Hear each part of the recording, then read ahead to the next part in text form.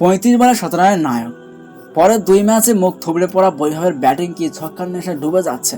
14 বছরের বিস্ময় বালক বৈভব সূর্যবংশী আইপিএলে নজর কেড়েছিলেন 35 বলে দুর্দান্ত এক 17 রানের ইনিংসে। গুজরাট টাইটান্সের বিরুদ্ধে সেই ঝোড়ো ব্যাটিং তাকে রাতারাতি আলোচনার কেন্দ্রে তুলে এনেছিল। কিন্তু ক্রিকেট যেমন চমক দেখায়, তেমনি কঠিন বাস্তবের মুখেও দাঁড় করিয়ে দেয়। তার পরের 2 ম্যাচেই বাজেভাবে ব্যর্থ হয়েছে বৈভব।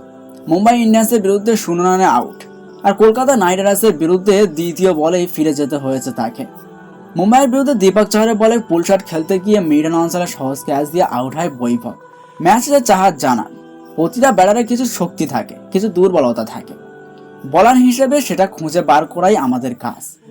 যদিও চাহার সরাসরি কিছু বলেননি, কিন্তু তার ইঙ্গিত থেকেই পরিষ্কার বৈভবের সীমাবদ্ধতা কাজে লাগিয়েই তাকে সাজঘরে পাঠানো হয়েছে। একই ভুল বারবার। ইডেনের কেকেআরের বিরুদ্ধে আবার সেই একই ছবি। প্রথম বলে দুর্দান্ত 4 মারলেও পরের বলেই শরীর লক্ষ্য করে আসা বল পুল করতে গিয়ে ব্যর্থ হয় বৈভব।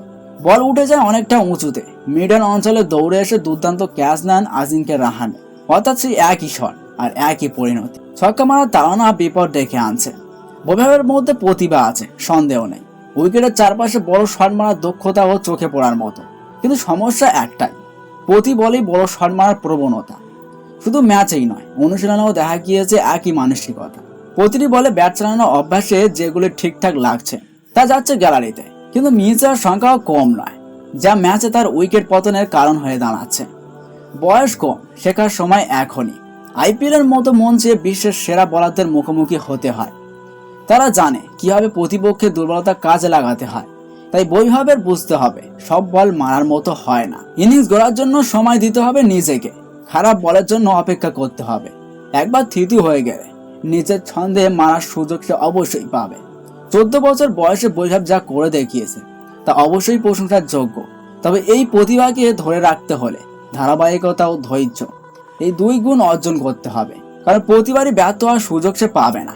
দেশের চোখ এখন তার দিকে। সেই চাপ সামলে পরিণত ক্রিকেটার হয়ে ওঠার যাত্রা এখনই অনেক বাকি।